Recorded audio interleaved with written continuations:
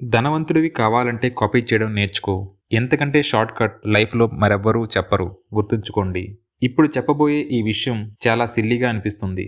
నామోసీగా అనిపించి స్కిప్ చేస్తే భవిష్యత్తులో బాధపడతారు. చాలామంది చాలా వేగంగా సక్సెస్ అవ్వడానికి కారణం కాపీ చేయడమే. మీకు కామెడీలా అనిపిస్తున్నా ఇది కామెడీ కాదు. ఈ ప్రపంచంలో చాలా విషయాలు కాపీ నుండి బయటకు వచ్చిన కొత్త విషయాలే. వీటికి మనం సమయంతో పాటు మార్పు చెంది జనరేషన్ చేంజెస్ లేదా సమయానుకూల పరిపక్వత అని ఎన్నైనా చెప్పుకోండి. ఒకటి మాత్రం వాస్తవం, పాత విషయం నుండి కాపీ అయి లేదా ప్రేరణ పొంది కొత్త విషయం పుర్రు పోసుకుంటుంది. యూట్యూబ్లో చాలా ట్రోల్స్ చూస్తుంటాం. మ్యూజిక్ కాపీ చేస్తున్నారని తమన్ గారిని, దేవిశ్రీ ప్రసాద్ గారిని, కీరవాణి గారిని ట్రోల్ చేస్తూ ఉంటారు. అలాగే సీన్స్ విషయంలో, కథ విషయంలో త్రివిక్రమ్ గారిని, రాజమౌళి గారిని కాపీ క్యాట్ అని పిలిచి ట్రోల్ చేస్తూనే ఉంటారు. ఈ ట్రోలర్స్ వల్ల ఇబ్బంది లేదు, వారి సక్సెస్ని ఆపనూ లేరు. రాజమౌళి గారి అన్ని మూవీస్, అందులోని కథలు, సీన్స్ చాలా వరకు కాపీనని ట్రోలర్స్ అంటుంటారు.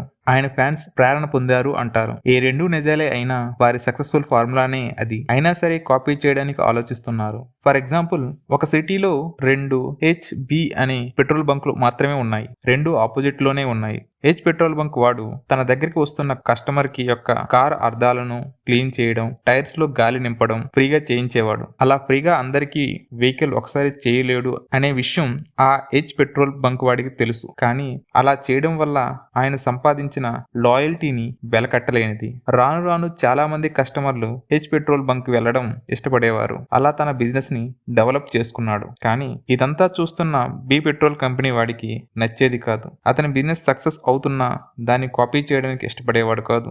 అంతేకాక హెచ్ పెట్రోల్ కంపెనీ వాడిని బటరింగ్ పార్టీ అనేవాడు. ఎలా అయితే ఇప్పుడు కాపీ క్యాట్ అని ట్రోల్ చేస్తున్నారు. మీరు చుట్టూ ఒకసారి చూడండి, మీకు కనిపించే చాలా వస్తువులు వేరు వేరు స్థాయిలో కాపీ అవుతూ మీ ముందు ఉన్నాయి. మైక్రోసాఫ్ట్ కంపెనీ అనేది కాపీ మాస్టర్ అని అనవచ్చు. ఎందుకంటే మైక్రోసాఫ్ట్ కంపెనీలోని విండోస్ ఒక కాపీ ప్రోడక్ట్. అలాగే MS office, MS power point, MS word, MS Excel ఇలా ఒక కాపీ షాప్ వంటిదే.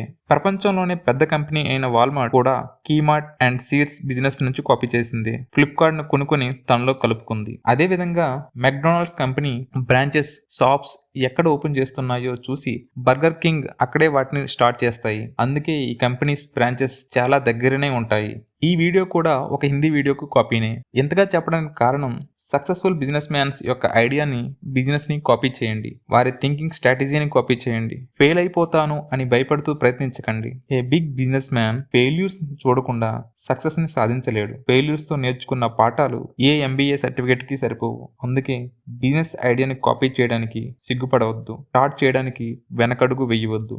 You are not a business man, you are a wealth creator. Be a wealth creator. జై హింద్.